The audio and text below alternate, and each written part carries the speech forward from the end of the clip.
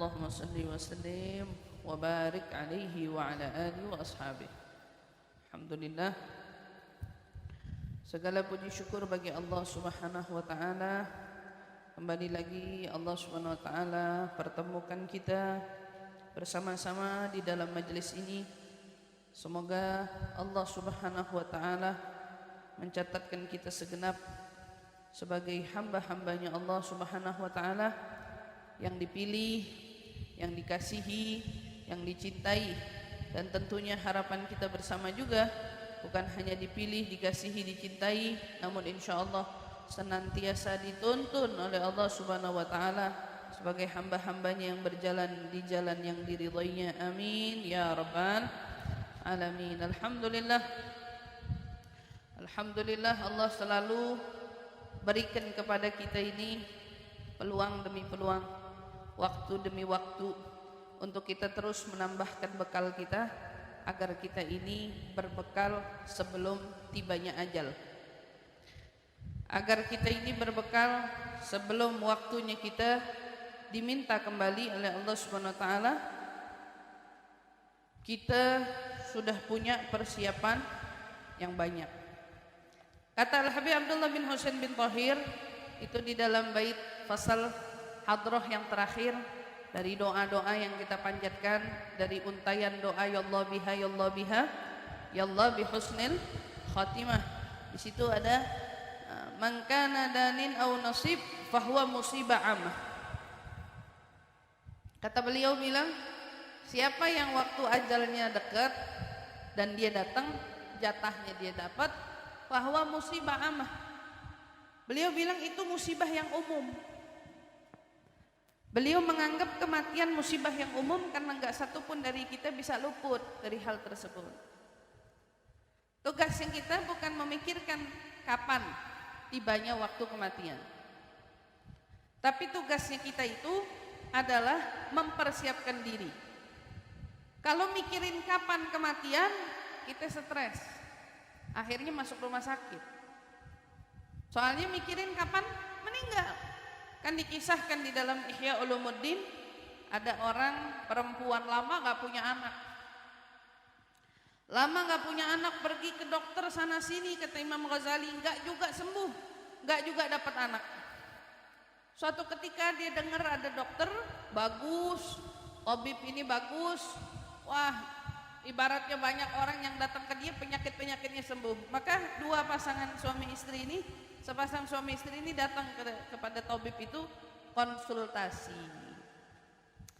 Dia bilang, tabib, saya udah lama mengharapkan dapat keturunan, tapi berkali-kali saya berusaha ikhtiar, tapi enggak juga Allah kasih saya keturunan. Barangkali melalui jalanmu saya bisa dapat keturunan. Subhanallah, tabibnya bilang, kalau dari yang saya lihat, saya perhatiin kayaknya umur kamu nih gak lama lagi. Gitu kata tabibnya bilang, kayaknya saya perhatiin umur kamu nih gak lama lagi. Paling kamu nih kira-kira nyisa umur nih sekitar 3 bulanan lagi. Wah, suaminya bingung, apalagi yang divonis mau mati 3 bulan lagi.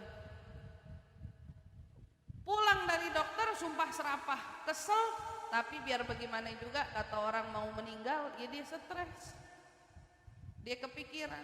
Berlalu hari demi hari, bulan demi bulan, lewat 6 bulan gak meninggal-meninggal. Tapi namanya tekanan batin tetap ada. Katanya saya sakit parah, saya bakalan wafat. Beda sama kita zaman sekarang, dibilang sakit bisa ngecek ke dokter yang lain, diperiksa, ada hasil medisnya, ketahuan enggak, kamu enggak ada ininya, kamu enggak kena gula, kamu enggak kena ini gitu ya. Kalau dulu kan enggak ada dokter begitu, enggak ada mesin yang bisa ngedetek kita sakit apa. Pasrah aja dia sama omongan tuh tabib. 6 bulan enggak meninggal, suaminya kesel. Kata suaminya bilang, kita balik lagi ke itu dokter, kurang ajar, selama ini kita udah dibikin dengan penuh kekhawatiran. Kata dia bilang, penuh kekhawatiran sampai-sampai berlalu waktu, ternyata kamu gak juga meninggal, ini pasti dokternya ada salah. Suaminya barangkali ngarep istrinya meninggal atau gimana, saya nggak Ya, balik. Dia balik sama istrinya berdua. Ketemu tuh dokter. Kata suaminya bilang, "Tabib, kamu bilang istri saya 3 bulan lagi bakal meninggal. Sampai sekarang 6 bulan gak meninggal." Kata suaminya bilang. Kata istrinya bilang, "Kamu sudah ngasih saya omongan yang bikin saya berhari-hari gak bisa tidur, gak enak makan dan lain lagi." Kata tabibnya dengan senyum-senyum, "Emang sengaja saya ngomong begitu." "Emang kenapa?" Kata suaminya bilang sama istrinya bilang, "Kamu pengen punya anak kan?" Kata dia bilang. "Kamu kesini mau ngapain? Mau punya anak kan awal datang?" "Iya, saya kesini mau berobat punya anak." "Nah, kamu itu gak bisa punya anak karena kamu gemuk." Kata dokter ya, "Kamu itu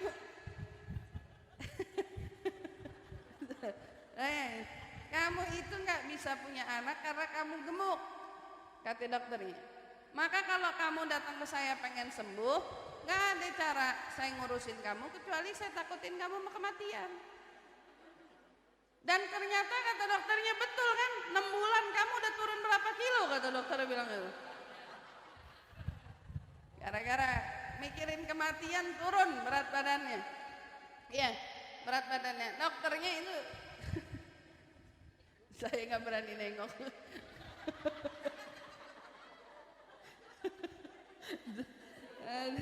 Iya, nggak berani nengok deh saya.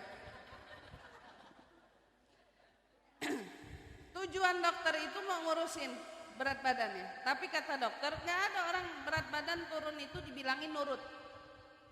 Kamu jaga makan, hancur semua, nggak ada yang nurut. Kata dokter bilang, udah bilang aja mati. Kalau sama mati semua stres katanya ngomong, semua takut katanya. Dan emang benar kan? Kadang-kadang kita kalau dikasih, kemarin aja ujian sakit COVID, banyak orang-orang yang karena COVID wafat katanya dibilang begitu. Wah, kita yang kena COVID nggak kenapa-napa berasa kenapa-kenapa. Karena apa? Mikirin kematian. Ya, kalau kita mikirin kematian kita sakit, sehat bisa jadi sakit. Kenapa Allah SWT bukan nyuruh kita mikirin tentang kematiannya? Jangan pikirin itu. Itu adalah rahasia Allah dan itu urusan Allah. Lalu yang kita pikirin apa? Yang kita pikirin hanya kamu mau berbekal apa? Al-mautu atin an garib kullu lahu minhu nasib. Kata Habib Abdullah bin Husain bin Thahir bilang, kematian itu datang cepat dan setiap orang punya jatah. Maka nadanin au nasib fahuwa musibah amah. Dia bilang, siapa yang waktunya itu telah tiba, beliau sebut fahuwa musibah amat, itu musibah umum. Jadi kamu jangan takjub, jangan ngerasa aneh, ya Allah masih muda udah meninggal, ya Allah padahal lagi sedang seger-segernya meninggal. Padahal itu musibah umum. Kalau itu terjadi kamu gak usah bingung, kata dia bilang. Berarti emang udah ketetapannya begitu. Yang kamu harus bingungin, kalau itu datang kamu punya siapan apa. Itu aja yang dibingungin. Kenapa kita disuruh beramal, bukan mikirin kapan matinya. Enggak, amal aja. Kerjain kebaikan sebisa mungkin. Kerjain kemanfaatan sebisa mungkin. Menebar kebaikan sebisa mungkin. Jangan pernah kita lalui satu hari dari hidup kita tanpa adanya kebaikan di dalamnya. Tanpa adanya kemanfaatan di dalamnya. Jangan. Semua hari kita kalau bisa yang ada tuh semua di handphone kita ada kalendernya. Tuh tiap hari kamu pandangin kalender. Beruntung orang-orang yang punya kalender ngeliat, oh besok saya majelis di sini, besok majelis di sini. Ya tuh beruntung. Kenapa dibilang beruntung? Dia mau ngisi kekosongan harinya. Oh bagi yang kerja, nama mahraba. Oh saya besok kerja, saya besok ada tanggung jawab ngurus ini. Oh iya, dengan kerjanya dia niat yang baik-baik. Cari nafkah, biar apa? Biar kalau saya dapat rezeki lebih, saya mau berbagi, saya mau infak, saya mau sedekah, saya mau bantu orang, mau nyenengin ahli keluarga di dalam pencariannya. Nggak cuman nyari lupa sama ibadah. Nggak cuman nyari sampai sibuk sama kebaikan. Tapi enggak, habis dia sibuk sama dunia, disisipin lagi waktunya buat akhirat. Ada nih waktu saya buat kebaikan, ada nih waktu saya buat kemanfaatan, disisipin lagi waktu. Dilihat ya bakhtu. Jangan kita ngelihat kalender malah mikir, enaknya kemana ya? Ini ada waktu nganggur nih. Pengangguran banget tuh ketara yang begitu. Bahkan dalam kehidupannya pun dia nggak tahu dia mau ngapain. Nah, itu orang yang begitu-begitu rugi.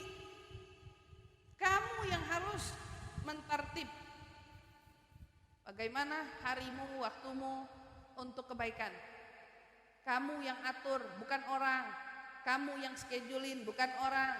Karena semuanya masing-masing wajib bawa bekal sendiri, nggak bisa nebeng. Kalau kita barangkali jalan-jalan, ada teman bawa bekal, kita nebeng. Tapi kan kalau urusan akhirat nggak bisa nebeng.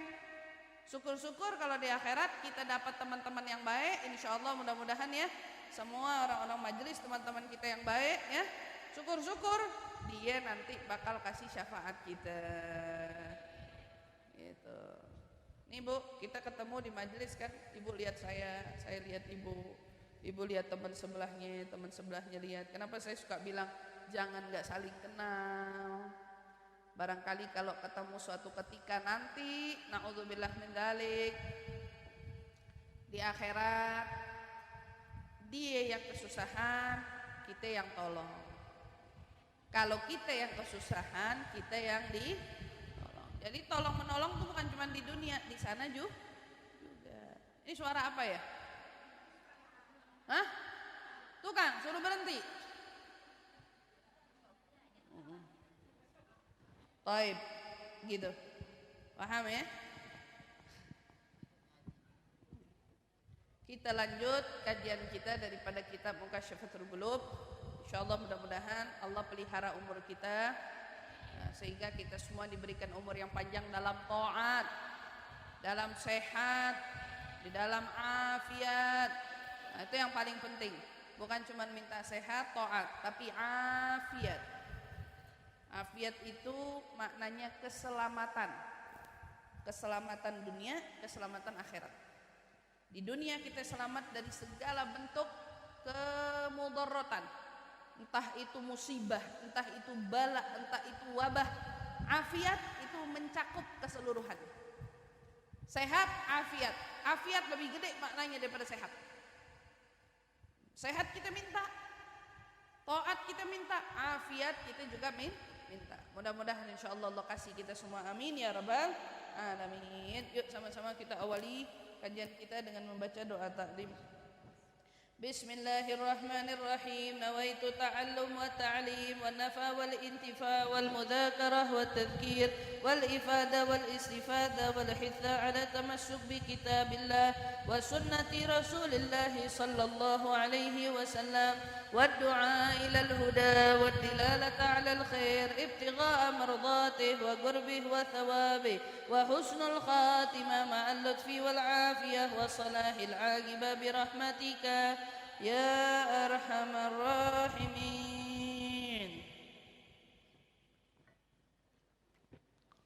Allahumma inna nas'aluka ilman ladunni wal mashrab safi al haniya wa habi ghani.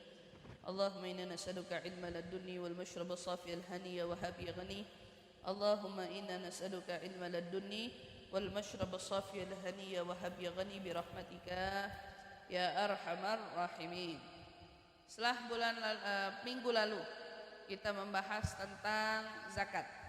Insyaallah Allah sudah memberikan kita tuntunannya ya, kemarin di dalam menjaga diri kita dari wajib zakat. Ya, keluarkan zakat yang wajib dengan perhitungannya yang benar, bukan berdasarkan hawa atau berdasarkan maunya kita, karena itu aturan. Nah, kita juga udah tahu ancaman keras bagi siapa yang tidak mengeluarkan zakat dengan benar, dan juga kabar gembira bagi siapa yang mengeluarkan zakat. Mudah-mudahan insyaallah kemarin bisa kita amalkan bersama bagi siapa saja dari kita yang telah wajib zakat, tunaikan zakatnya dengan sempurna. Maka kita lanjut bab selanjutnya, al-babus tsani wal 'ishrun fi bayanuz zina. Bab ke-22 tentang zina. Nasallallahu salam wal afiyah. Yaqulul musannif rahimahumullah wa nafa'na bihi wa bi ulumi fid dharain amin. Qala Allah subhanahu wa ta'ala walladzina hum li furujihim hafizun ay 'anil fawahish wa amma la yuhillu lahum. Kama qala Allah ta'ala fi ayatin ukhra wa la taqrabul fawahisha ma dhahara minha wa ma batan. Yani ma kabur wa huwa zina wa ma saghara wa huwa al-qublah wal lamsu wan nadhar kama jaa fil khabar an sayyidil bashar sallallahu alaihi wasallam annahu qala al yadanu tazniyan war rujlan tazniyan wal ainanu tazniyan. Bab tentang zina. Kita sama-sama tahu bahwa hukum zina dosa besar. Dikatakan oleh Allah Subhanahu wa taala, Allah berfirman, walladzina hum li furujihim hafizun. Tolong yang di sana minta ketenangannya ya. Allah berfirman, dan orang-orang yang menjaga kemaluannya. Kita tahu ada hadis Nabi sallallahu alaihi wasallam, perempuan kalau ngerjain 5 maka dia bisa masuk surga dari pintu mana aja yang dia mau. 5. Idza shallatil mar'a khamsaha wa shamat syahraha wa ahsanat farjaha wa ata'at zawjaha. Maaf, 4 bukan 5. Idza shallatil mar'a khamsaha wa shamat syahraha wa ahsanat farjaha wa ata'at zawjaha udkhulil jannah min ayyi abwabin syi'ti, kata Nabi. Kalau ada seorang perempuan ngerjain 5 waktu sholatnya benar, puasa Ramadannya benar, ahsanat farjaha, ngejaga muruah, harga dirinya, termasuk ibaratnya kesuciannya. Dia jagain tuh sholat, puasa dan juga kesuciannya. Kemudian lanjut setelah dia nikah, dia patuh sama perintah suaminya. Kata Rasul bilang, 4 perkara ini sudah cukup bagi seorang perempuan bisa masuk surga dari pintu mana aja yang dia mau. Dari pintu mana aja yang kita mau. Kita berada di zaman, na'udzubillah min dzalik, orang berzina bisa posting.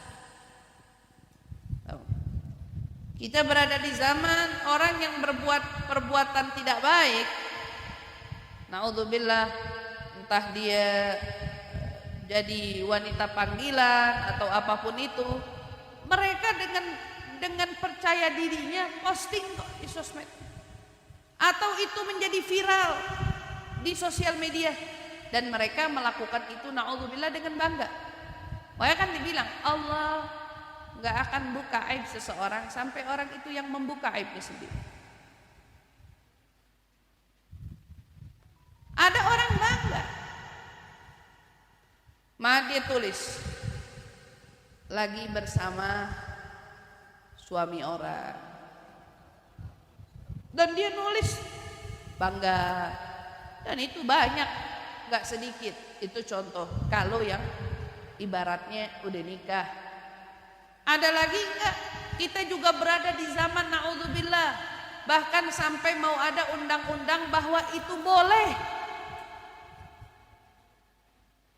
bahwa anak-anak gadis kita na'udzubillah min dzalik kalau mau tidur sembarangan sama yang bukan mahramnya boleh.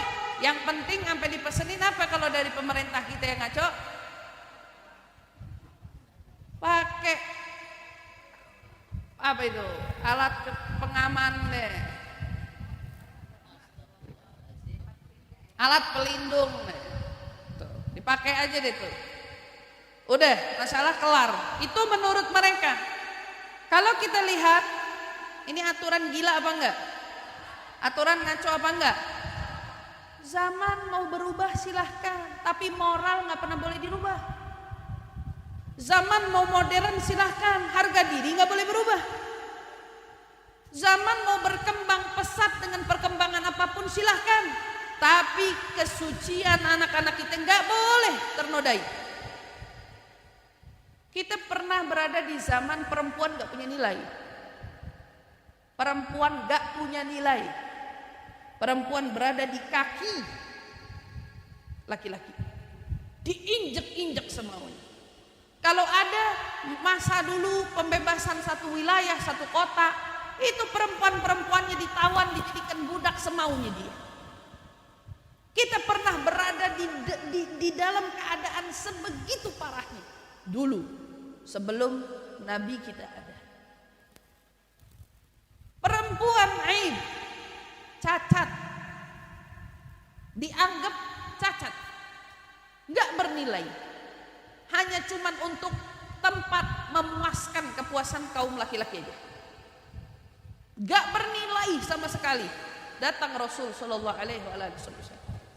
Dikala semua adat istiadat bayi perempuan lahir langsung dimatikan di tempat, langsung dikubur di tempat. Bahkan ada beberapa sahabat Nabi, salah satunya sahabat yang cukup tenar, Sayyidina Umar bin Khattab, pernah melakukan perbuatan tersebut di zaman jahiliyah, di masa kebodohan, mengubur hidup-hidup anak perempuannya. Padahal segitunya anak perempuannya udah cukup gede, umurnya udah 1 tahun, udah bisa jalan 2 tahun, udah bisa ngomong sama Sayyidina Umar. Penyesalan terbesar hidupnya Sayyidina Umar adalah kala dia ngelakuin kebodohan di masa jahiliyahnya, ngubur hidup-hidup anaknya, anak perempuan. Kata Sayyidina Umar, kalau saya ingat itu saya bakal nangis sejadi-jadinya. Menyesal, tapi nggak bisa dihukumin karena kala itu Sayyidina Umar juga belum kenal Islam. Ini berada di masa jahiliyah. Gak ada nilainya perempuan. Islam datang, Rasulullah mengangkat harkatnya perempuan, menikah, dipinang baik-baik, dilamar, dihargai, dijunjung, dibela. Belum ada mungkin orang yang punya perlakuan romantis Nabi dalam rumah tangga. Makanya kenapa kiblatnya rumah tangga Nabi dijadikan sebagai panutan sampai akhir hayat kita, sampai yaumul qiyamah. Karena dulu di masa jahiliyah gak ada orang punya keromantisan kayak Nabi melakukan istri perempuan di tempatnya. Bahkan dalam riwayat Nabi waktu nikahin Sayyidatuna Sofiyah, Sayyidatuna Sofiyah itu kan ayahnya orang Yahudi.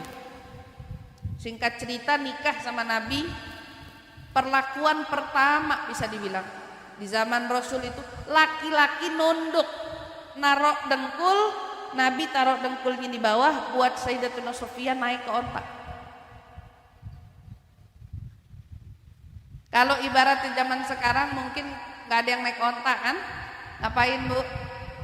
Bukain pintu mobil deh. Siapa nyomot nyari orang laki, paling cuman lagi PDKT doang. Lagi PDKT bukain pintu mobil ya. Kalau kita lihat budaya barat, wah perempuan dibukain kursi. Siapa yang punya ngajarin kayak gitu? Rasulullah yang ngangkat harkatnya perempuan. Tapi orang barat punya teriakan, mereka meneriakan seolah-olah Islam itu mengkungkung perempuan, menekan perempuan. Perempuan gak punya hak. Makanya mereka bikin apa? Mereka bikin lagi teriakan, perempuan tuh harus setara. Mereka harus punya hak yang sama dengan laki-laki. Menurut mereka hal itu adalah meninggikan nama perempuan, sejatinya mereka sedang menjatuhkan perempuan. Kita nggak sadar. Perempuan dibikin sama, di kantor jabatan harus sama, nggak boleh beda. Dari nggak ada presiden perempuan, ada presiden perempuan. Dulu perempuan nggak punya hak, barat teriak, nggak boleh, harus punya hak sama. Nggak boleh ada kesenjangan kayak gitu, semua harus sama rata. Tapi apa yang terjadi? tanggung jawab perempuan di rumah terbengkalai saat dia mengejar karir menyamakan dengan karirnya laki-laki, jatuh tanggung jawab, gengsi bermunculan, sehingga apa? Udah perempuan-perempuan yang tunduk, lemah lembut, tawadhu, santun, yang ngurus anak, udah malu. Kan dibilang kalau mau ngancurin generasi dihancurin 3. Mau ngancurin generasi, bukan ngancurin orang. Generasi kalau mau dihancurin cukup 3 aja. Yang pertama, perempuannya rusakin. Bikin mereka gengsi jadi ibu rumah tangga. Bikin mereka udah kagak mau lagi ngurusin anak. Bikin mereka udah kagak mau lagi masak di dapur buat lakinya. Hancurin generasi. Bikin perempuan-perempuan itu merasa di rumah layanin saya. Dibikin perempuan besar kepala, lupa tanggung jawab. Di mana batasnya dia lupa. Lang-lang buana sebebasnya, nggak boleh ada hak, nggak boleh ada aturan yang salah. Bikin perempuannya hancur, anak, suami, generasi hancur. Kuncinya ada di perempuan. Habis gitu hancurin siapa lagi? Hancurin gurunya. Bikin gurunya.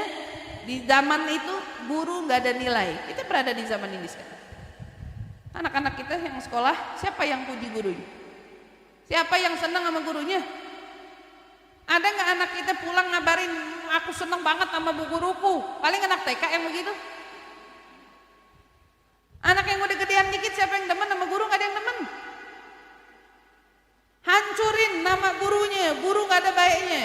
Selain guru dijelekin atas nama muridnya yang nggak demen sama guru, dibikinlah ideologi guru kayak temen. Ibu lihat di sekolahan sekarang yang modern-modern, kan anak-anak sama guru kayak temen. Sehingga nggak ada lagi respect antara murid sama guru. Yang mau hancur siapa? Generasi. Kamu ngiranya ini zaman, wah modern, guru ngajar sekarang keren, santai, nggak kayak dulu kalau kita takut sama guru.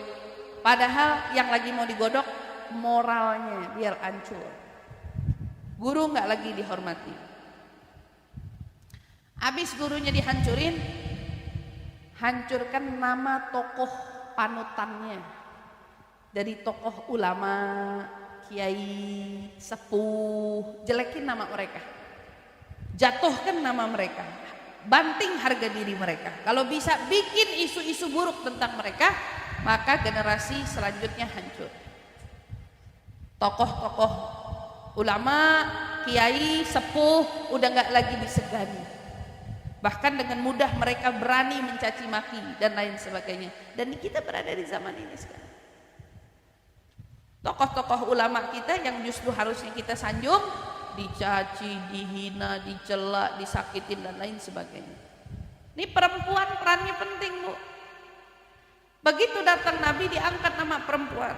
Nabi satu-satunya Nabi yang biarpun Nabi dulu punya anak laki, tapi kok Nabi malah cintanya sama putri. Dijunjung Sayyidah Fatimah, putri-putrinya yang lain diangkat namanya. Bahkan Nabi memberikan kabar gembira, siapa dari kalian yang punya anak perempuan 3, kata Nabi. Maka kamu sabar dengan godaannya, ujiannya, capek punya anak perempuan tuh yang 3, masukin dia ke surga tanpa hisab. 3, udah ada jaminan. Salah seorang dari mereka ada yang ngomong, Rasul saya nggak punya anak perempuan 3, punyanya 2, kata Nabi 2 juga. 2 masuk deh. Ibaratnya kamu punya anak perempuan, kamu bisa jagain dirinya, jangan sampai dia salah jalan, jangan sampai dia gampang disentuh-sentuh sama orang, jagain. Nah, kamu sabar sama itu, kata Nabi, masuk surga tanpa hisab. Sampai segitunya baik. Perempuan begitu diangkat namanya, dan di sini Allah Subhanahu wa taala menegaskan kepada kita bahwa Allah berfirman, dan orang-orang yang menjaga kemaluannya, yakni menjaga apa? Dari perbuatan-perbuatan keji yang tidak halal bagi mereka. Nah, perempuan ini kadang-kadang maaf suka takut nggak laku. Takut nggak laku. Kalau anaknya udah batas usia sekian belum juga datang jodohnya, emaknya yang jurakin. Kamu nggak ada pacarnya, kamu belum punya pacar.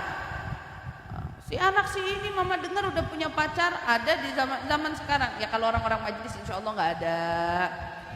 Mudah-mudahan nggak ada. Di luar-luar sono yang banyak. Kampung-kampung salah no, yang sono. Sini sih nggak ada insya Allah. Ya. Ya, nanyain anaknya gitu. Kamu udah punya pacar belum? Gitu. Nanya, belum katanya. Kata emaknya, bahlul banget kamu. Gitu.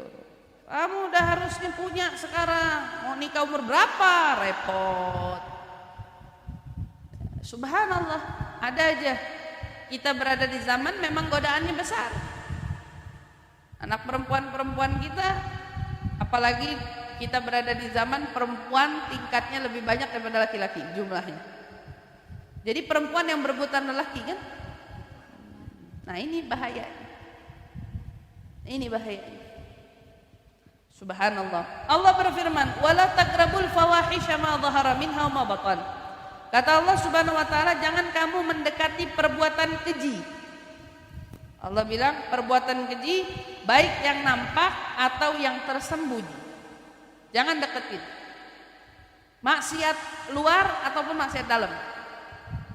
Allah berpesan begitu. Wala taqrabul fawahish. Ma dhahara minha ma batan. Yang nampak ataupun yang tersembunyi, di sini dibilang yakni ma kabura wa huwa zina, wa ma saghura wa huwa al-ghubla wal lamsu wan nadhar, kama jaa fil khabar an sayyidil bashar sallallahu alaihi wasallam annahu qala al-yadan tazniyan war rujlanu tazniyan wal ainanu tazniyan. Katanya yang nampak itu apa? Yaitu zina, dosa besar. Perbuatan keji yang besar itu yaitu zina. Perbuatan yang besar, dosa, perbuatan keji yang besar zina. Yang kecil, nah, dosa besar yang kecil, perbuatan keji yang kecil disebut katanya al-qublah. Isman al-qublah, mencium. Kemudian wal-lams, menyentuh, pegang-pegangan tangan, wan nadhar, dan juga saling pandang memandang dengan pandangan yang penuh makna dan hasrat. Nih, qublah wal lams. Ini Imam Ghazali tahun berapa ngarang kitabnya? Di zaman Imam Ghazali keterangan qublah udah ada, ciuman. Di zaman Imam Ghazali keterangan sentuh, menyentuh udah ada, apalagi di zaman kita. Imam Ghazali udah nerangin nama kita, hati-hati, itu firman Allah tentang ma dhahara minha ma batan, yang nampak, yang terselubung, yang enggak kelihatan, sampai yang kelihatan, sampai yang besar sampai yang kecil. Perbuatan keji yang besar, yang kecil. Zina wal qublah, yang kecil. Ciuman, sentuhan, kemudian pandang. Kalau pandang, kenapa kok pandang masuk? Kan cuma mandang. Karena segala sesuatu dari pandang itu turun ke hati. Orang awalnya mandang dulu, habis mandang dekat, kenalan, habis kenalan janjian, habis janjian pegangan, lanjut deh tuh panjang. Hati-hati. Kenapa kok nazar, cuma nazar doang? Itu juga kan kalau demen ngeliat gitu. Iya, kan Islam ngizinin ngeliat, tapi ngeliatnya gimana gitu. Kalau bahasa ngeliat, oh kita benar-benar kalau kita lihat sekarang kita benar-benar ada di zaman fitnah. Benar apa enggak? Kayak jagain anak-anaknya. Jagain anak, doain yang benar, minta perlindungan Allah yang benar. Anak doain kalau keluar, titip-titip sama Allah. Kita nggak tahu yang lihat dia siapa, yang demen sama dia siapa. Oh, kita nggak mungkin kan ngikutin dia mulu 24 jam. Maka serahin sama Allah dengan penuh tawakal tumanina, tapi jangan putus di rumah. Ingetin, kasih tahu, tanya jalan sama siapa, kemana, termasuk itu juga diri kita. an-nazar wal ghublah wal lamas, hati-hati. Tuh. Kama jaa fil khabar, dikatakan dalam sebuah hadis Nabi Muhammad sallallahu alaihi wasallam, beliau bersabda, kedua tangan ini dapat berbuat zina. Kata Nabi, al-yadan tazniyan, kedua tangan bisa berzina. Warrujlanu tazniyan, kedua kaki kita bisa berzina. Wal ainanu tazniyan, dan kedua mata juga kita bisa berzina. Semananya gimana nih? Kok tangan berzina, kaki berzina, mata berzina? Tangan kita berzina tadi, sentuhan, pegangan. Kayaknya hal pegangan itu bukan sesuatu yang besar zaman sekarang. Pegangan doang, dosa, bukan doang, dosa ini. Waktu tak baru zina dan dianggapnya zina karena Allah Subhanahu wa taala bilang wala tashrabul khamar. Ingat firman Allah di Al-Qur'an, jangan minum khamar, larang. Zina bunyinya wala taqrabuz zina, jangan kamu mendekat pada zina. Berarti segala sesuatu yang membuat kamu berujung pada zina, jauhin, kata Allah. Berduaan, warijlan, kaki kamu ngelangkah kemana, kaki kamu bisa berzina. Walainan, mata kamu ngelihat apa, mata juga bisa berzina. Mata ngelihat apa? Tuh disuruh jaga. Qalallahu ta'ala qul lil mu'minin yaghuddu min absarihim wa yahfadhu furujahum dzalika azka lahum al-ayah. Qad amara Allah ta'ala ar-rijal wan nisa bighuddil basar 'anil haram wa yahfadhul faraj 'anil haram. Wa qad harrama Allah zina fi ayat katsira. Qala Allah ta'ala wa man yaf'alu dzalika yalqa athama, yani igaban finnar wa yugalu wadiyan finnar wa yugalu jubbun finnar idza fataha famu saha ahlu jahannam min khabuth raihatuh. Allah Subhanahu wa taala berfirman, "Qul lil mu'minin," hai Muhammad, katakan kepada seluruh kaum mukminin, orang-orang laki, yaghuddu min absarihim. Hendaknya mereka menahan pandangan. Nih Bu, orang laki perintahnya nahan pandangan. Kok perempuan enggak? Ya, karena perempuan itu sifatnya emang senang dipandang. Perempuan nyari, orang laki disuruh jaga pandangan. Karena perempuan itu emang kebanyakan majang buat dilihat. Dari dia dandan, dari dia berpakaian, dia senangnya dilihat. Jangan sama yang bukan mahram, sama sesama aja kita senang dilihat. Kita senang dilihat kerudung kita apa, baju kita apa. Kalau bisa lipstik kita ngarep pengen ditanya sama orang. Bukan cuman kita dandan buat kita, bukan. Hati kita berbunga-bunga begitu ada yang nanya, Sofla ini cakep banget. Wah. Lipstiknya beli di mana? Wah, hati kita berbunga-bunga. Gitu. Bajunya cakep amat, beli di mana? Kita berbunga-bunga. Perempuan, kata Habib Umar aja bilang, perempuan emang senang dilihat, makanya perempuan disuruh nutup diri. Menjauhi pakaian-pakaian yang kiranya menyorot perhatian. Tuh tugasnya perempuan. Jaga dirinya dari dipandang. Wah, berat tuh ujian tuh. Ujian. Ada orang datengin saya, Ustazah saya mau pakai cadar, tapi maafin, saya pakai cadar belum bisa nutup alis. Saya bilang, kenapa? Kenapa kamu pakai cadar belum bisa nutup alis? Hah? Kata, kenapa cadar belum bisa nutup alis? Iya, soalnya masih senang dandan. Karena saya masih senang dandan. Itu pengakuan dari dia. Karena dia masih senang dandan. Dia merasa kalau dia ditutup nggak ada yang lihat. Kalau dia dandan, dia apa gitu. Kan di situ godaan perempuan ujiannya saat dia bisa menutup diri, menahan diri dari dilihat.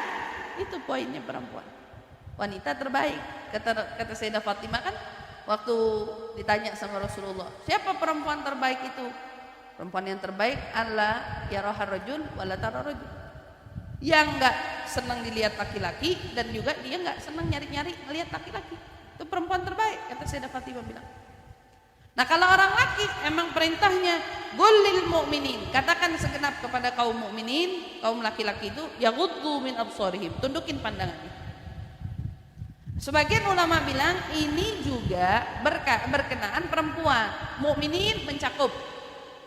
Ya sekarang kita kadang-kadang ibu-ibu ngelihat ada orang pasang status muka laki cakep dikit udah heboh.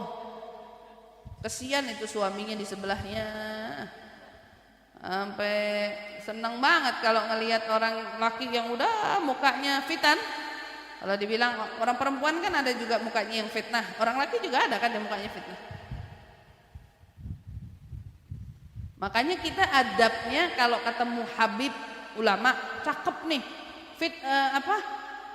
Adabnya bukan ngomong itu Habib ganteng banget, bukan gitu. Berarti kamu salah ngelihat gitu. Kamu ngelihat dari sisi itunya doang. Iya. Ngelihatnya bukan dari sisi tampan, tapi dilihat dari sisi karismatiknya, akhlak nih. Ini ngeles nih, kagum bahasanya. Enggak. Tapi yang keluar spontan apa? Wah, itu Habib ganteng banget.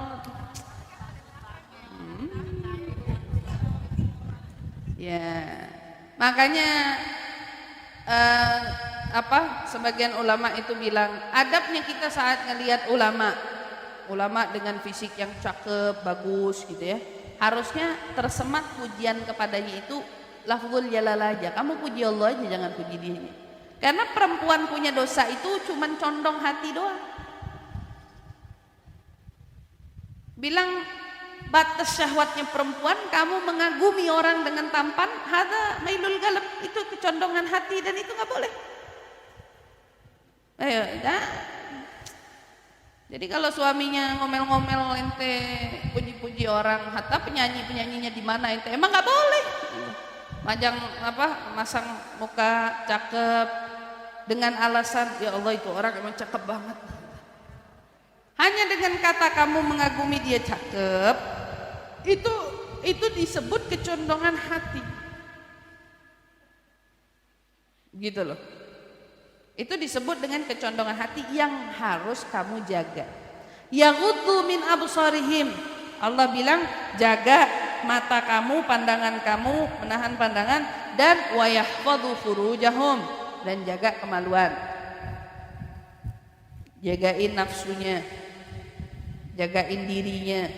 Dzalika azka lahum, kata Allah Subhanahu wa taala, yang demikian itu lebih suci bagi mereka.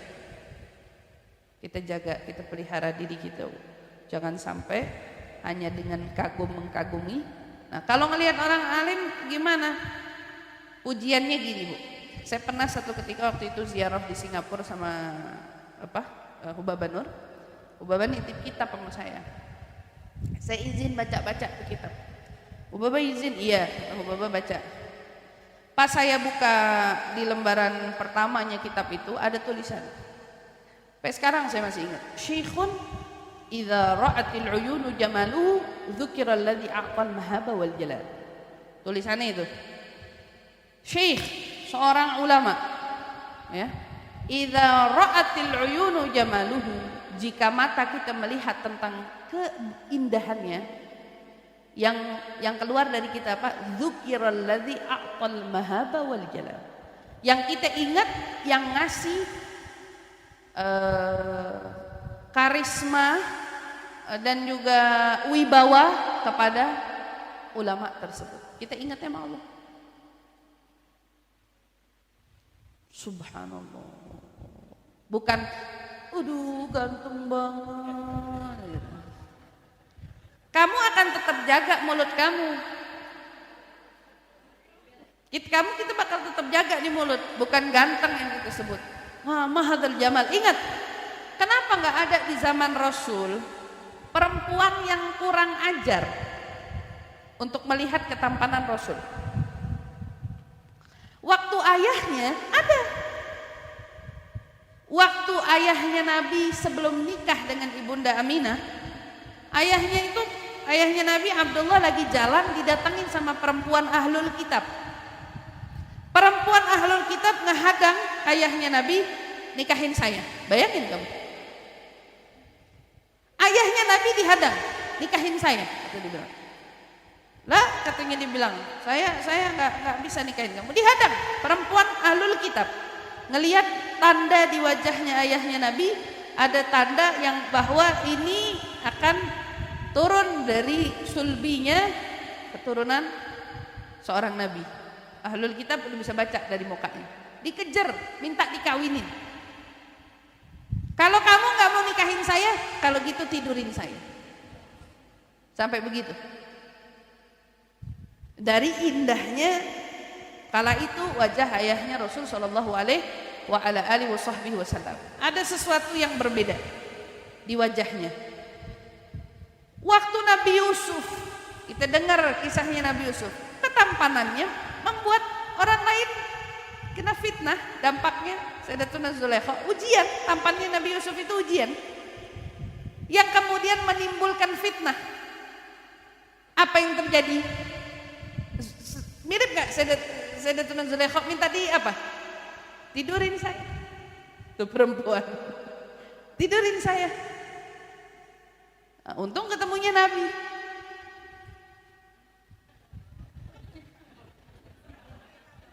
Kalau ketemunya orang sekarang coba, perempuan majak, tidurin saya. Ayo. Gimana? Na'udzubillah min dzalik. Itu Nabi Yusuf. Nabi Yusuf tampannya fitnah. Bagusnya bukan main. Nabi Muhammad kamulul jamal. Ketampanannya bukan separuhnya lagi, sempurna. Tapi nggak ada orang yang kurang ajar. Nggak ada orang yang macam-macam, nggak ada orang yang itu. Semoga ulama bilang iya.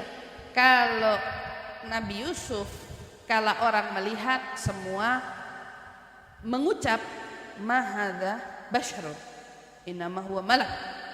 Kata di Al-Qur'an kan disebut semua itu orang yang melihat serentak bilang ini orang bukan manusia, ini orang malaikat.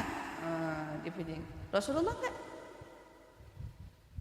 Kalau Nabi Yusuf perempuan waktu diuji, Zulaikha enggak senang hati, dikatain gila, masa kamu mau tidur sama budak kamu sendiri, sama pembantu kamu sendiri. Enggak terima Zulaikha, dikumpulin teman-temannya.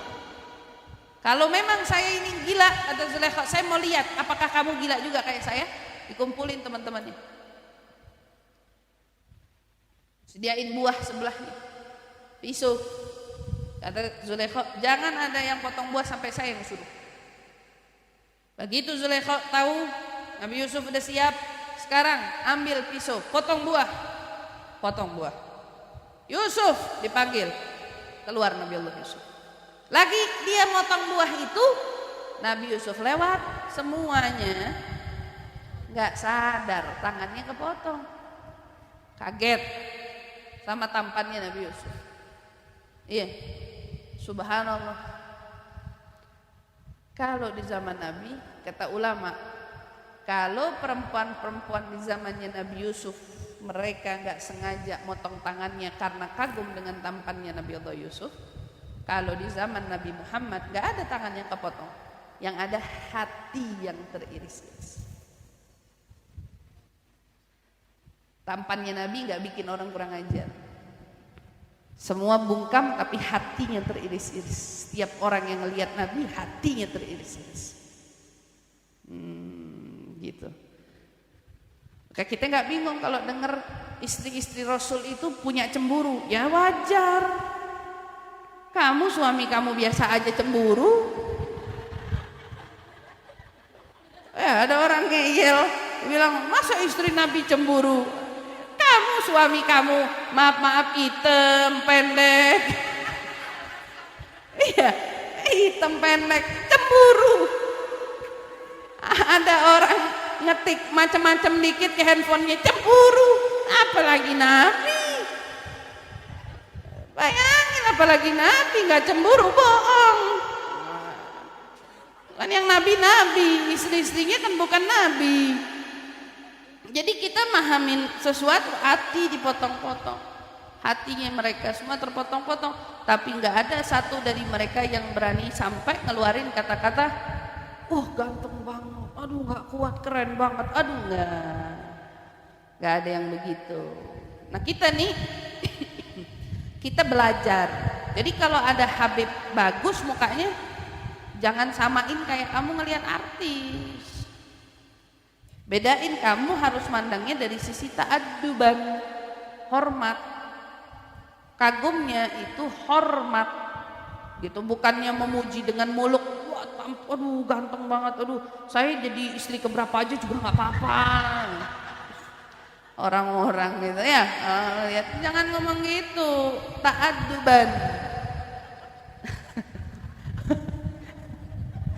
Pakai adab, jangan sembarang ngomong gitu ya.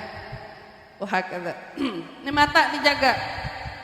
Berarti di sini perintahnya agar amarallahu taala ar-rijalu wan nisa, Allah memerintahkan laki dan perempuan, ar-rijalu wan nisa yaghuddul basar anil haram, menundukkan pandangannya dari yang haram dan juga menjaga kemaluannya dari yang haram. Allah telah mengharamkan zina di ayat yang cukup banyak di dalam Al-Qur'an. Allah berfirman, "Wa may yaf'alu dzalika yalqa athama." Kata Allah, dan barang siapa yang melakukan perbuatan demikian itu, dia akan mendapati dosa. Yalqa athama, kamu akan menemukan dosa, kata Allah Subhanahu wa taala. Kemudian yakni igaban finnar. Apa itu dosa yang dimaksud? Yakni iqaman finnar, siksaan di dalam api. Kan dosa nih, dosa banyak, tapi yang dimaksud dengan dosa ini yalqa athama, berarti dia disiksa di dalam api. Kemudian yuqalu, sebagian ada yang bilang wadian finnar. Athama ini yang disebut yalqa athama, kamu akan menemukan dosa, maksudnya kamu menemukan nanti ada jurang di neraka bagi si pelakunya. Wa yuqalu jubbun finnar. Ada lagi yang bilang, katanya dibilang mengartikan ini jurang. Jub itu jurang. Wadi lembah. Jub jurang. Kamu bakal nemuin ada jurang di neraka. Kamu bakal ngeliatin ada wadi di neraka. Macam-macam pandangan ulama. Ada lagi yang bilang yuqalu jubbun, di neraka ada jurang. Idza fataha famu. Kalau mulut jurang itu dibuka sama Allah, mulut jurangnya dibuka, soha ahlu jahannam, seluruh penduduk penghuni neraka itu bakal berteriak, penghuni neraka, karena apa? Karena busuk baunya. Seluruh, kalau mulut jurang itu dibuka, seluruh penghuni neraka teriak dari saking menyengatnya bau yang nggak sedap, bau yang nggak enak itu dari situ. Waruya an ba'di sahaba annahu qala iyyakum wazina fa inna fihi sittu khisal, thalathatun fid dunya wa thalathatun fil akhirah, fa amma allati fid dunya fa nuqsanur rizqi wa qat'ul ajal wa sawadul wajh, wa amma allati fil akhirah fa ghadaballahu wa shiddatul hisab wa dukhulin nar. Sebagian sahabat mengatakan, ya, dari sebagian sahabat, sesungguhnya berhati-hatilah kamu dari zina, karena bagi pelaku zina ini ada 6 hal. Takutlah kamu pada zina karena di dalamnya terdapat 6 hal.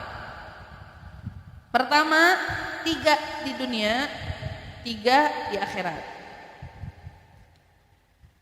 Yang di dunia, pertama, fanughsanur rizqi. Dampak dari pelaku zina, kamu akan mendapatkan seret rezeki. Kamu bakal ngerasain nggak berkah. Nah, kita lihat banyak orang dikasih gelimang harta sama Allah. Katanya kan ujian perempuan itu, diuji kesabaran perempuan itu di saat suami lagi jatuh. Ujian perempuan. Kamu masih bertahan nggak ngedampingin dia saat suami kamu bangkrut? Apa justru saat suami bangkrut kamu lari?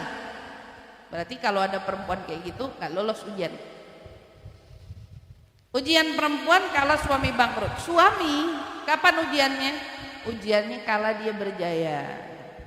Waktu dia punya segalanya, berpaling nggak dari bininya?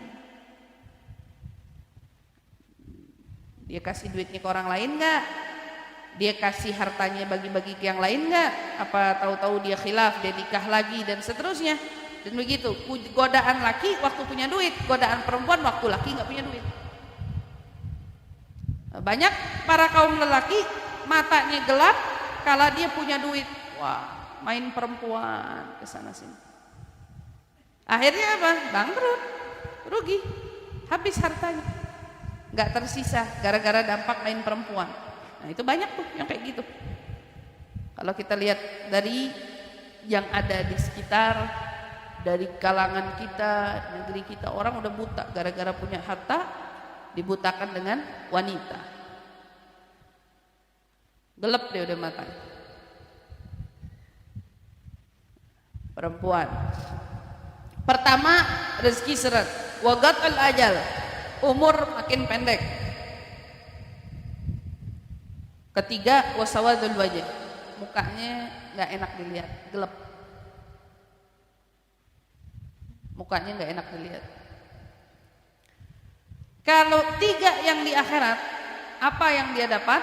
Yang dia dapat ghadaballah, Allah murka sama dia. Kemudian dia dapat syiddatul hisab, hisab yang cukup panjang, siksaan yang pedih. Kemudian dia dapat wadukhulin nar, yang ketiga masuk ke dalam neraka.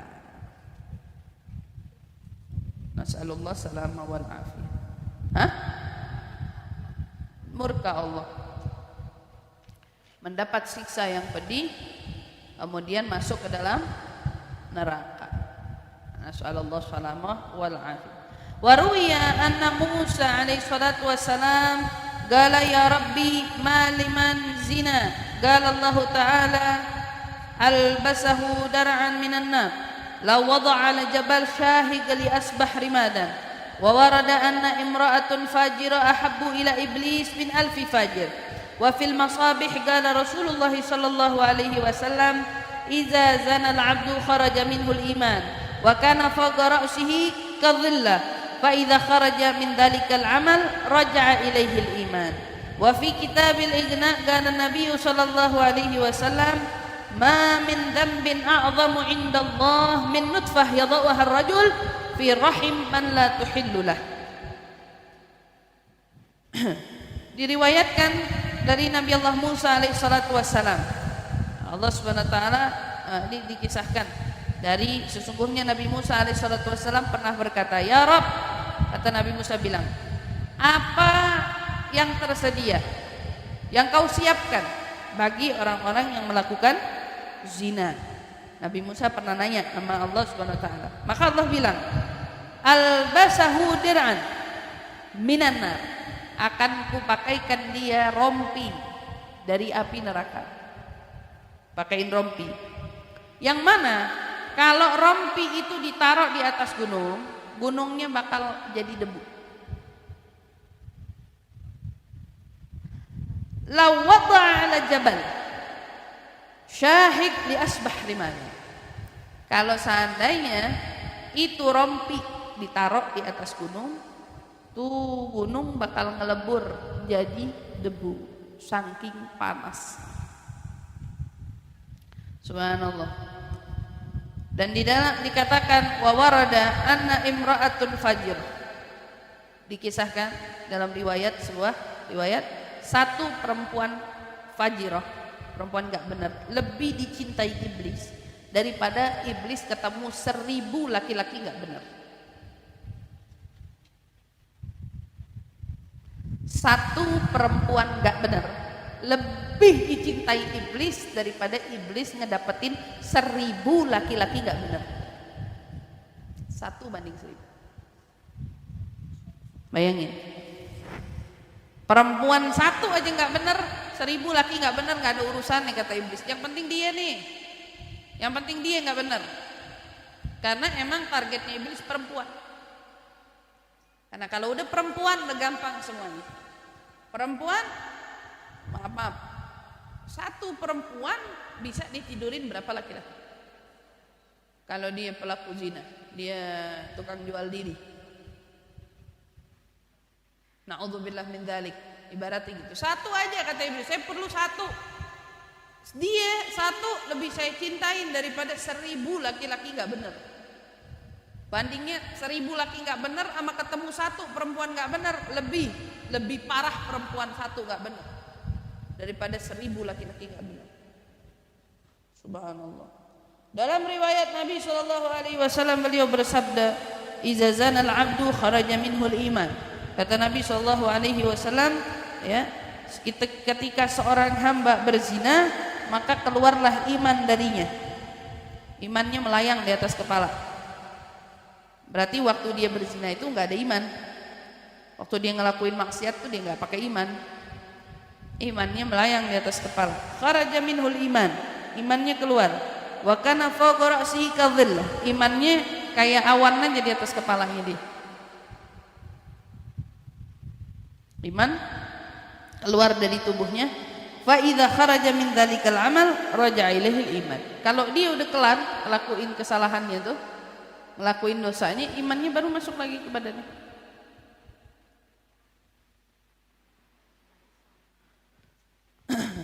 Jadi dia waktu ngelakuinnya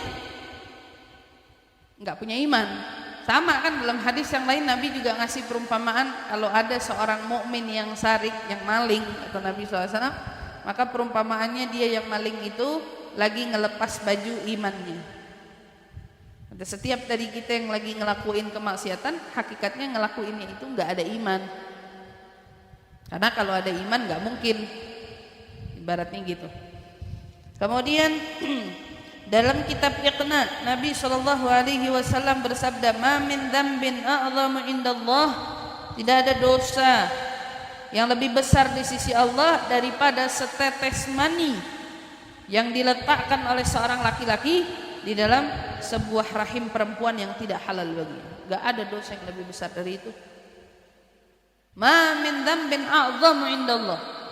Kata gak ada dosa yang lebih besar dari sisi Allah kecuali katanya seorang laki-laki yang meneteskan maninya, setetes mani di dalam rahim perempuan yang tidak halal baginya. Gak ada dosa yang lebih besar daripada itu.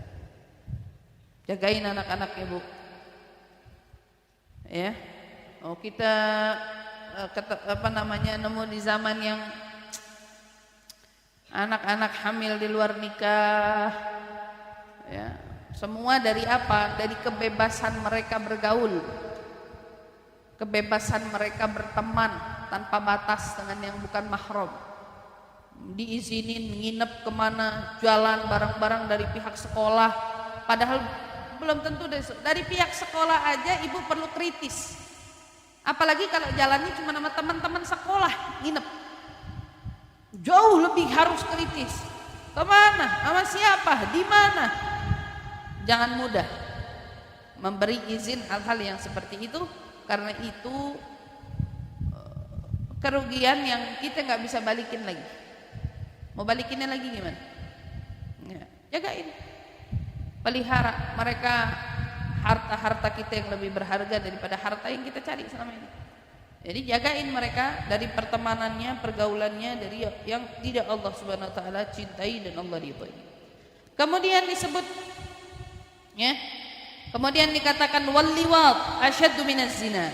Nah, liwat ini yang jadi zaman sekarang kita banyak.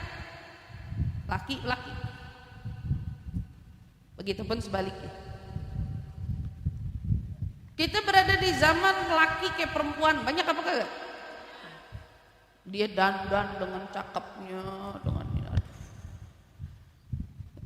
dan itu dianggap tidak masalah, wajar, boleh, nggak apa-apa. Dan biasanya dalam satu sekolah ketemu tuh punya teman-teman ada berapa, 30, ada satu yang jalannya miring. Semua itu dibuat, Ibu. Ingat gak dulu zamannya baru pertama kali keluar celana pensil? Itu celana pensil tuh buat siapa?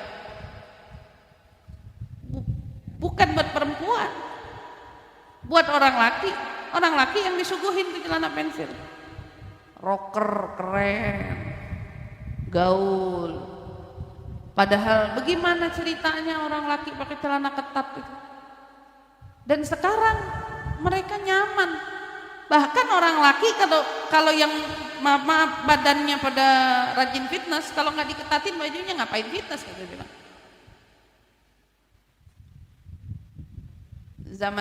Zaman fitnahnya sampai ke situ. Man la yajid raihatul jannah.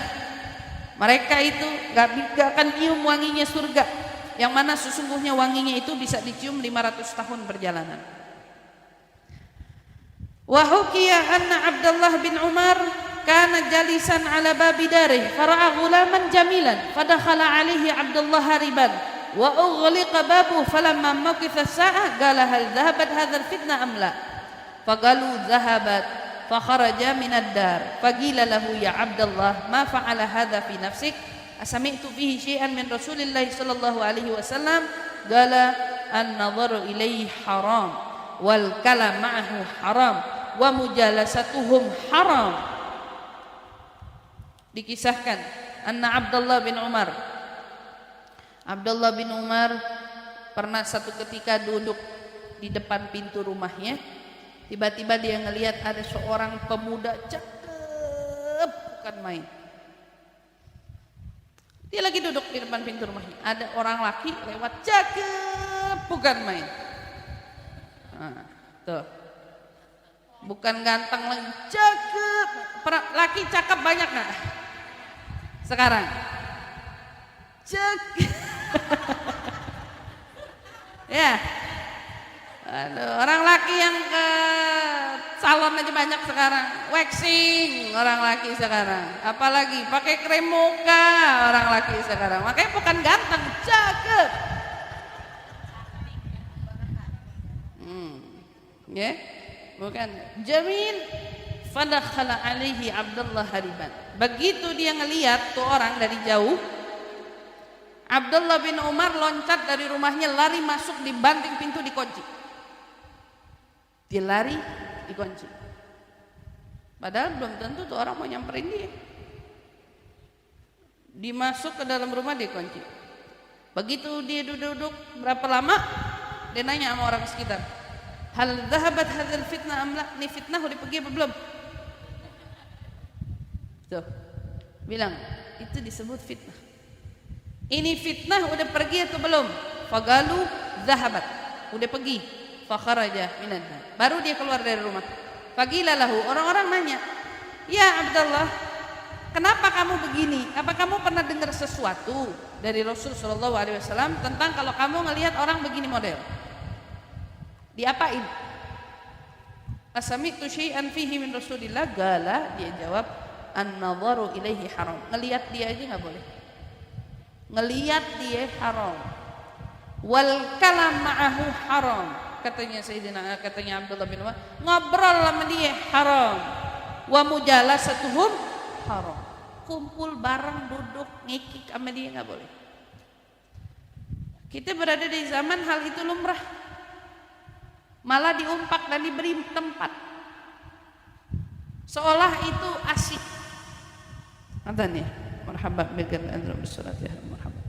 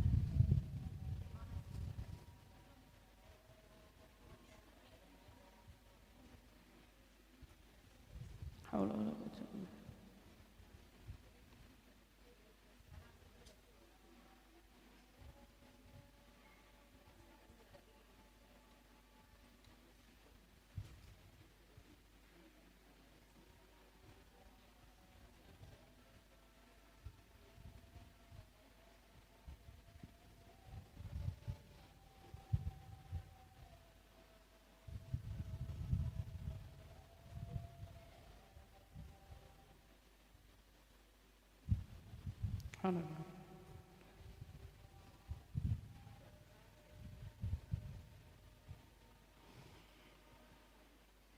La haula wala quwwata.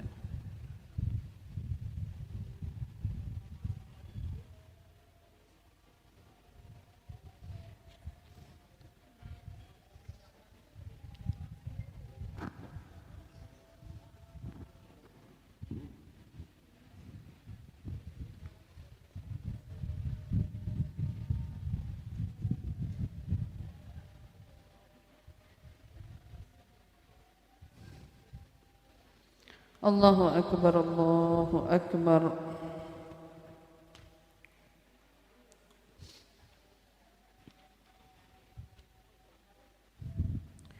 لا إله إلا الله محمد رسول الله صلى الله عليه وسلم. اللهم رب هذه دعوة التامة والصلاة القائمة آتي سيدنا محمد الوسيلة والفضيلة والشرف والدرجة العالية الرفيعة وابعث المقام محمودا الذي وعدته إنك لا تخلف الميعاد يا أرحم الراحمين.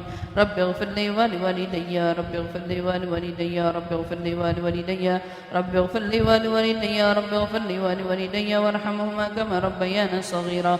وصلى الله على سيدنا محمد وعلى آله وصحبه وسلم والحمد لله رب العالمين. Jadi duduk, ngomong, bahkan ngelihatnya aja itu disebut tuh katanya haram.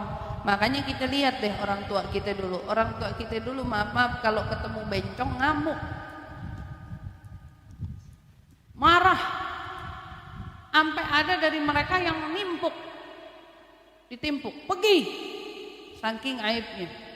Kalau sekarang enggak, disuguhin di televisi, dilihat, justru yang begitu yang laku, yang laris, kelihatan, dan itu menimbulkan orang lain kalau bersikap seperti itu enggak apa-apa. Maka saya bilangin sama ibu-ibu, anak-anaknya yang kalau suka pakai celana-celana keperempuanan, tegorin, karena itu penyakit. Lama-lama dia kebiasa, karena itu kan ikut gemulai ngomongnya. Tangan diajak ngomong, ikut. Apa-apa dirapiin. Orang laki sekarang nggak seneng ada bulu. Kadang-kadang kalau dilihat, mungkin tempat waxing kebanyakan orang laki sekarang daripada orang perempuan. Saking nggak mau punya bulu, klimis. Kalaupun dia punya, rapi banget. Tuh dipiaranya, dijagain banget, dirapi. Nah itu tuh dengan fisik yang klimis begitu, sampai kita bukan, jadi ngomongnya bukan ganteng. Masa aneh ngomong lagi kayak gitu, nah, gitu. Jadi kita ngelihatnya bukan ganteng, cakep, gak manis mukanya, ketara mukanya, kelihatan pakai krem muka. Dia ikutan perawatan juga. Nah ini dijaga dengan kumpul-kumpul sama mereka orang itu, sebetulnya tidak dibenarkan di dalam syariat. Karena dampaknya bukan hanya pada satu orang, tapi kepada semua yang ngelihat. Oh itu diterima, oh itu nggak masalah. Oh ternyata orang seperti itu bukan suatu cacat lagi, bukan suatu aib, boleh diterima bahkan di kalangan masyarakat. Bahkan ada tempatnya mereka, didukung. Sallallahu alaihi wasallam. Maka dibilang, Gala Al-Ghazali rahimahullahu sami'tu ba'dal masyayikh yaqul inna ma'a kulli imra'atun syaitan wa ma'a kulli ghulam 18 syaitan. Lihat sebagian ulama bilang, sesungguhnya sama satu perempuan ada satu syaitan, ada satu iblis. Tapi kalau sama orang yang kayak gitu, iblisnya ada berapa? Ada 18. Ngegoda. Naudzubillah min dzalik. Maka kita pelihara, kita jaga ya.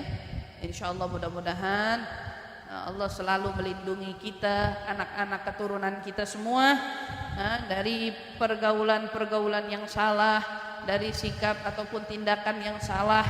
Dan kita juga sebagai wanita wajib menjaga diri kita sendiri agar jangan sampai kita menjadi salah satu sebab sebagai wanita yang fajirah, wanita yang enggak benar, wanita yang enggak diridhai Allah, yang enggak diridhai sama Rasul sallallahu alaihi wasallam.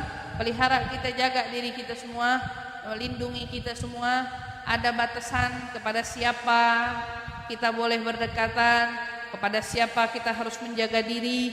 Tuh ingatin, karena ini semua kita belajar. Ada yang tersisa karena waktu yang tidak memungkinkan, insyaallah kita akan bahas di minggu yang mendatang. Mudah-mudahan Allah berikan kita usia yang panjang di dalam taat, dalam sehat, dalam afiat. Mudah-mudahan kita bisa ketemu lagi di majelis kita, insyaallah. Amin ya rabbal alamin. Yuk sama-sama kita doakan yang sakit-sakit di antara kita. Mudah-mudahan semua sakitnya diberikan kesembuhan Allah Subhanahu wa taala.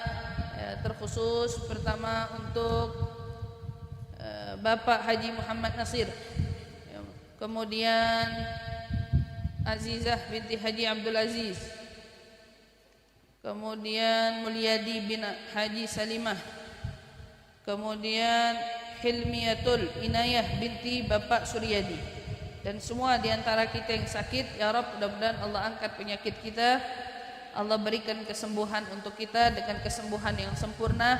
Ala hadhihi niyyah wa kulli niyatin salihah. Allahumma rabban nas adhibil bas ishfi anta syafi wa afi antal ma'afi la shifa illa shifauka shifaan la yughadiru saqaman wa la alama ya kafi ya wafi ya hamid ya majid irfa' anna wa anhum kull ta'abin shadid waqfina waqfihum ila al-haddi wal hadid wal maradi shadid wal jaysh al-adid waj'alna nuran min nurik wa 'izzan min 'izzik wa nasran min nasrik wa bahan min bahaik wa 'atan min 'ataik wa hirasatan min hirasatik wa ta'idan min ta'idik ya dzal jalali wal ikram wal mawahibil 'idham. As'aluka an takfina wa takfihum min syarri kulli dhi syarrin innaka antallahu khaliqul akbar. Wa sallallahu ta'ala ala sayyidina Muhammadin wa ala alihi washabbihi wasallam. Al-Fatiha bil qabul wa tamam kullu sul ma'mul ila hadratir rasul sayyidina wa habibina wa syafi'ina Rasulillah Muhammad bin Abdullah sallallahu alaihi wasallam. Thumma ila arwa abaina wa aghmamadina wa ummatil muslimina ajma'in. Thumma ila ruh khusus Toto Suharto bin Turyani dan Mardianah binti Muradi dan Haja Sukarti binti Baris Runo Rejo, walidina walidikum wa amwatana wa amwatikum wa amwatul muslimin ajma'in wa masyikhina wa ulama'ana wa asatidatina al-khusus Imam al-Ghazali wa usuli ma furu'ihim wa man intasaba ilaihim ajma'in. Allah yataghashshahum bi rahmatil maghfirah wa yaskinuhum al-jannah wa yu'idu alaina barakatihim wa asrarihim wa nurihim wa ulumihim wa nafatihim fid dini wad dunya wal akhirah. Al-Fatihah. Bismillahirrahmanirrahim. Alhamdulillahi rabbil alamin arrahmanir rahim maliki yaumiddin iyyaka na'budu wa iyyaka nasta'in ihdinas siratal mustaqim siratal ladzina an'amta 'alaihim ghairil maghdubi 'alaihim waladdallin. Amin amin ya rabbal alamin. Terima kasih atas segala perhatiannya, kurang lebihnya mohon maaf. Wassalamualaikum warahmatullahi wabarakatuh. Waalaikumsalam warahmatullahi wabarakatuh. Jazakillah khairan kasiran kepada guru kita bersama Ustazah Syarifah Aisyah binti Ahmad Farid bin Syekh Abu Bakar bin Salim. Semoga ilmu yang beliau sampaikan dapat bermanfaat untuk kita semua. Amin amin ya rabbal alamin. Seperti yang kita tahu, majelis taklim ini masih dalam tahap pembangunan. Jadi kami meminta bantuan kepada ibu-ibu semua untuk menjariahkan sedikit hartanya di majelis taklim kita ini. Mari sama-sama kita dengarkan qasidah dari Banat Ummul Batul. Allah Allahu ya Allah lana bil qabul ya Rabbi salli ala al-mukhtar taha rasul Allah.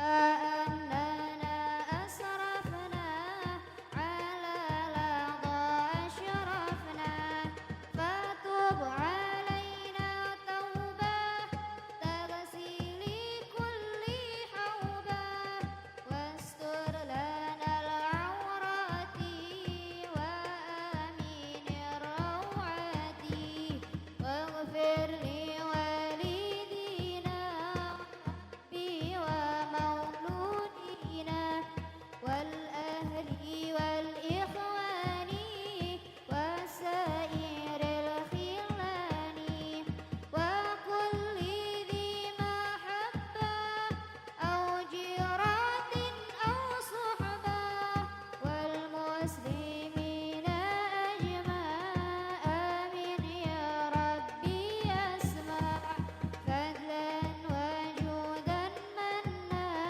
لا باكتساب منا بالمصطفى الرسول نهضى بكل صول صلى وسلم ربي عليه عاد الحب وآله وصحبه عدد كاشي صحبي والحمد للإله في البدء والتناهي يا ربنا